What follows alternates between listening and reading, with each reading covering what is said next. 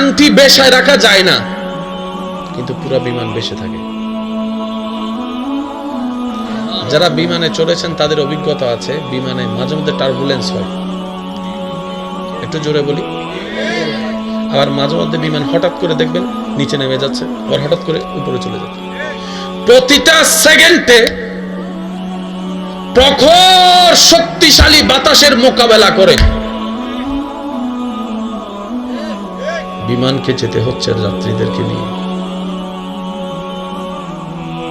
এক দেশ থেকে অন্য দেশে যাচ্ছে, যাত্রীও জানে পৌঁছাবো কিনা নিশ্চয়তা নেই, পাইলটও বলে নিশ্চয়তা নেই।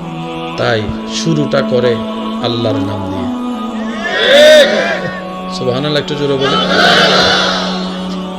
যখন বিমান টার্বুলেন্সে যায়, মাঝে মধ্যে এমন প্রখর ভাবে টার্বুলেন্স করে ভূমিকম্পকে হার মানায়, তখন ভিতরে যারা যাত্রী থাকে, যাদের জবানে মাসে 3 মাসে আল্লাহর নামটা না আসে, তারাও পর্যন্ত আল্লাহ নামের জিকির করতে শুরু করে। অনেক সময় এমনও দেখা যায় যারা সচরাচর আল্লাহ নামের স্রষ্টাকে মানতে চায় না, অন্যভাবে মানে, তারাও দেখা যায় আল্লাহ বাঁচাও, আল্লাহ বাঁচাও, আল্লাহ বাঁচাও, আল্লাহ বাঁচাও করতে থাকে। আমার কথা কিন্তু কষ্ট নিয়েন না, বাস্তবতা তুলে ধরার চেষ্টা করছে। ভিতরে যা আছে তা একদিন না একদিন বের হবেই হবে।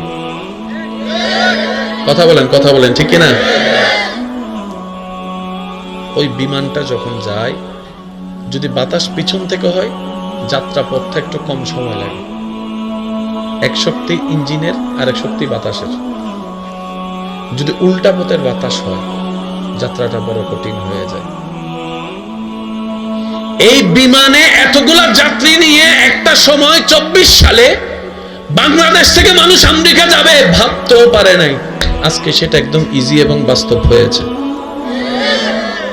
বিষয়টা ছিল বড় চ্যালেঞ্জিং এবং কঠিন, কিন্তু সে বান্দা যখন আপন জায়গায় চেষ্টা করেছে, রব্বুল আলামিন দয়া করে সহজ করে দিয়েছে। একটু জোরে বলি না সুবহানাল্লাহ। আল্লাহর কাজ কিন্তু আল্লাহ করেই নেই, কোনো কাউকে আল্লাহ আটকায় রাখে না। মাহফিল কমিটির ভাইয়েরা হয়তো আমার সাথে একমত হবেন, অনেক সময় মাহফিলের ডেট কাছে চলে আসে, কিন্তু তেমন প্রস্তুতি, বলেন না, যেমন প্রস্তুতি, অনেকে টেনশনে করছে কি করব, কালকে মাহফিল।